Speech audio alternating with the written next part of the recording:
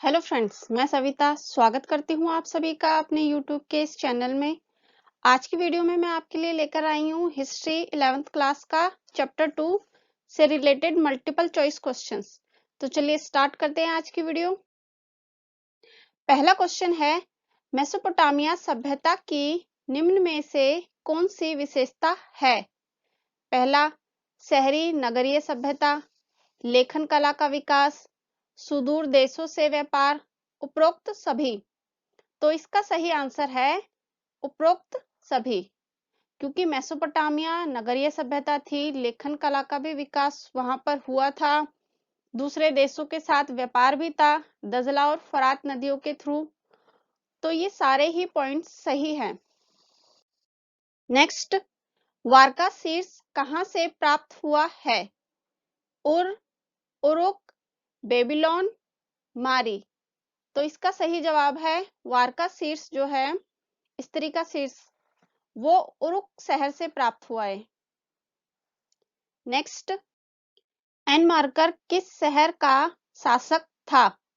Uruk, उर, सुमेर या मारी। तो एनमार्कर जो है वो उरुक शहर का शासक था।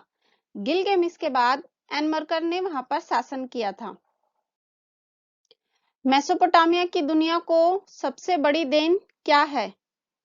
पहला, कालगणना, गणित की विद्वतापूर्ण परंपरा, का एक खा, दोनों, उपरोक्त में से कोई नहीं। तो इसका सही जवाब है सी ऑप्शन, का और खा, क्योंकि मेसोपोटामिया ने दुनिया को कालगणना और गणित का ज्ञान दोनों ही चीजें दी थी। नेक्स्ट, मेसोपोटामिया की प्रथम ज्ञात भाषा कौन सी थी? ए सुमेरी, अकदी, का एव खा, दोनों, कोई नहीं। तो इसका सही जवाब है ए सुमेरी। मेसोपोटामिया के लोग अपने देवता को अर्पित करते थे मंदिरों में जब पूजा करने के लिए जाते थे। तो मछली, दही, अन्न, उपरोक्त सभी। तो इसका सही आंसर है उपरोक्त सभी, ऑप्शन डी, क्योंकि मछली, दही, अन्न, ये सारी ही चीजें वो अपने देवी देवताओं को अर्पित करते थे। मेसोपोटामिया में आपसी लेन देन का स्थायी हिसाब रखना आधार बना लेखन कार्य की शुरुआत का, सोच विचार का, कंप्यूटर का, इनमें से कोई नहीं। तो इसका सही जवाब है ऑप्शन ए, लेखन कार्य की शुरुआत का।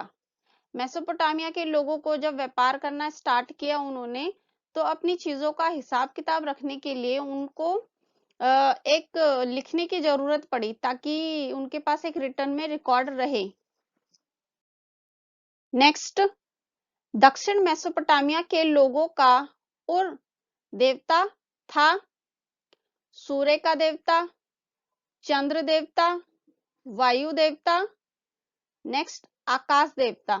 तो इसका सही आंसर है ऑप्शन ए, सूर्य का देवता। और उनका जो देवता था वो सूर्य का देवता कहलाता था। मेसोपोटामिया में हथियार बने थे लोहे से, तांबे से, रागे से या कांसे से। तो आंसर है ऑप्शन डी, कांसा। मेसोपोटामिया का कौन सा जलमार्ग व्यापार के लिए विश्व मार्ग का काम करता था? ए फरात नदी मार्ग, स्वेज नहर मार्ग, मिसिबुसी नदी, हजरा की नदी।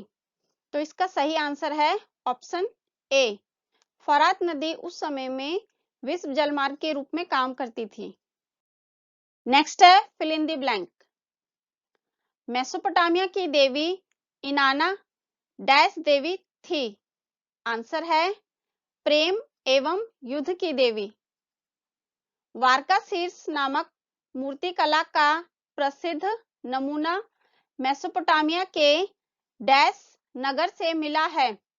तो वारका शीर्ष मूर्तिकला जो है, स्त्री का शीर्ष, वो उरुक शहर से मिलाएं। आज मेसोपोटामिया डैश देश गणराज्य का भाग है। तो आज के समय में मेसोपोटामिया इराक का हिस्सा है।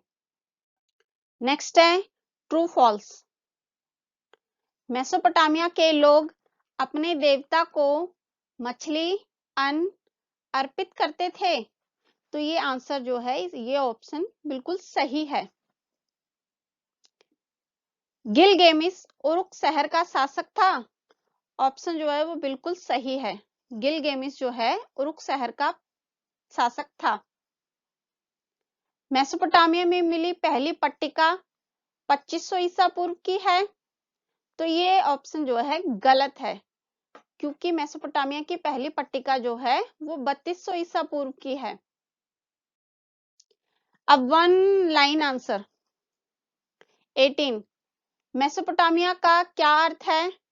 तो मेसोपोटामिया का अर्थ जो है, मेसोपोटामिया यूनानी भाषा के दो शब्दों मेसोस तथा पोटेमोस से मिलकर बना है, जिसका अर्थ है दजला और फरात नदियों के बीच की उपजाऊ जमीन। ये जमीन जो है दजला और फरात नदी के बीच में है। नेक्स्ट, शहरीकरण की विशेषता क्या थी? तो आंसर है, मेसोपोटामिया में शहरीकरण की जो विशेषता है वो श्रम विभाजन है। श्रम का डिवीजन, सारे लोगों में श्रम उनकी स्किल्स के अकॉर्डिंग डिवाइड था। मेसोपोटामिया की लिपि क्या थी? तो मेसोपोटामिया की जो लिपि है वो किलाकार थी। क्यूनिफॉर्म मतलब एक खुंटी होती थी, उसके सहारे लिखा जाता था। आज की वीडियो यहीं समाप्त होती है। अच्छी लगे तो लाइक कीजिए, सब्सक्राइब कीजिए, कमेंट कीजिए।